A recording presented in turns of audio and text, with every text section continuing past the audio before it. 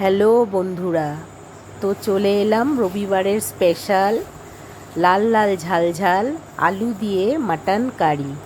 তো আলু দিয়ে মাটন কারি রান্না করার জন্য প্রথমে কড়ায় তেল গরম করে তাতে তেজপাতা, গোটা গরম মশলা, শুকনো লঙ্কা, জিরে ফোড়ন দিয়ে দিলাম এবং ফোড়নটা একটু চটকে গেলে অর্থাৎ ফুটে উঠলে তার মধ্যে দিয়ে দিলাম জিরে, শুকনো লঙ্কা,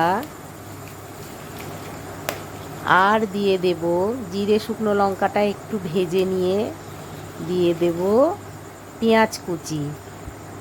পেঁয়াজ কুচিটা ভাজা হয়ে গেলে আমরা ভালো করে একটু নরম করে নেব পেঁয়াজ কুচিটা।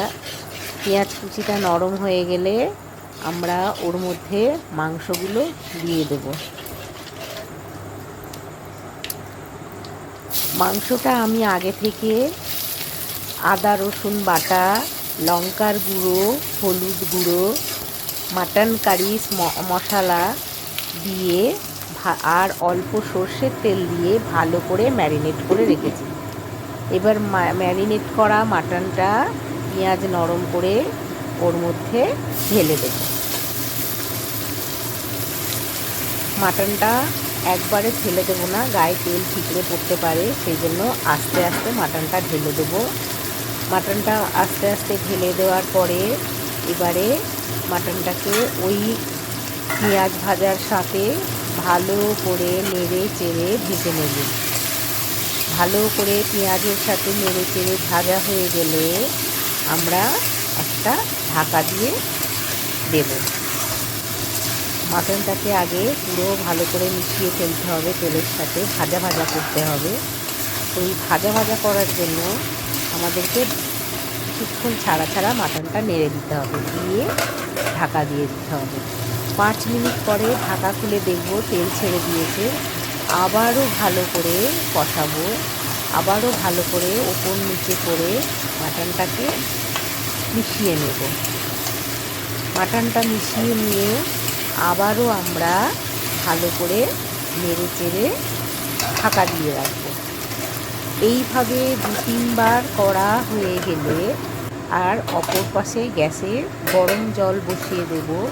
এইভাবে 2-3 বার ঢাকা খুলে খুলে ভেজে ভেজে যখন মাটনটা দিয়ে সুন্দর সুঘ্রাণ বেরোবে তখন আমরা গরম জল অ্যাড করব।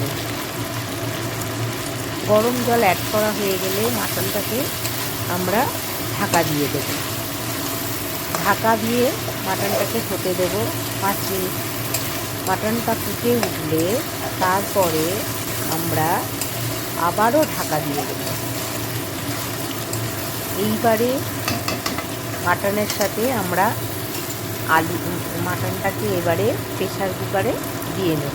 গরম জল দিয়ে ফোটানো হয়ে গেলে প্রেসার কুকারে দিয়ে নেব। প্রেসার কুকারে দেওয়ার পরে মাটনটাকে গরম জল দিয়ে দিলাম। গরম জল দেওয়ার পরে মাটনটায় প্রেসার কুকারে দিয়ে দিলাম। প্রেসার কুকারে ঢাকা দিয়ে দিয়ে রান্না করব। ঢাকা দিয়ে রান্না করে করে যখন দেখব তেল ছেড়ে এসেছে তখন প্রেসার কুকারে ঢেলে দেব। প্রেসার কুকারে ঢেলে দিয়ে আমরা 5-6টা সিটি মারব। হলো না ভালো করে, সিটি মেরে খানিকক্ষণ রেখে দেবো যতক্ষণ না সিটিটা নিজে থেকে খুলবে। তারপর আমরা কড়াটায় আবার মাংসটা ঢেলে নেব। মাংসটা মোটামুটি আমাদের 80% কুক হয়ে গেছে। মাংসটা ঢেলে নিয়ে এইবারে আমরা মাংসের মধ্যে ভালো করে মাংসটাকে নেড়ে চেড়ে নিয়ে মাংসের মধ্যে এইবারে আলু অ্যাড করব। আলুটা অ্যাড করতে হবে খুব সদ্যপনে, গায়ে যেন ঝোল না ছিটকে পড়ে। অল্প অল্প করে আলুটা দিয়ে, মাটনের আলুটা খেতে খুবই ভালো লাগে, সেই জন্য আমি একটু আলুটা সবসময় বেশি দেওয়ার চেষ্টা করি। যেহেতু মাটনে অনেক তেল চর্বি থাকে, তো আলুটা যদি মাটনের সামনে অ্যাড করে রান্না করা যায় সেই আলুটাকে আলাদা করে ভাজার কোনো দরকার নেই। ওই মাটনের তেল চর্বিতেই আলুটা সুন্দর করে সেদ্ধ হয়ে যাবে। এইবারে আবারও গরম ঢাকা দিয়ে দেব। এবার একটু ফুটে উঠলে আবারও ঝোল দিয়ে দেব। ঝোল দেওয়ার পরে আমরা এবার মাংসটা যেই ফুটে উঠেছে এবারে দিয়ে দেব গরম মশলার গুঁড়ো। গরম মশলার গুঁড়ো দিয়ে আবারও ভালো করে নেড়ে চেড়ে মাংসটা ঢাকা দিয়ে দেব। গরম মশলার গুঁড়ো দিয়ে মাংসটা ঢাকা দিয়ে ফিরে আসছি কিছুক্ষণ পরে। এইবার আমরা আমাদের রান্নাটা শেষের পথে। এবার একটু নেড়ে চেড়ে ভালো করে ঢাকা দিয়ে দেব। ঢাকা দিয়ে ভালো করে মাটনটাকে হতে দেব।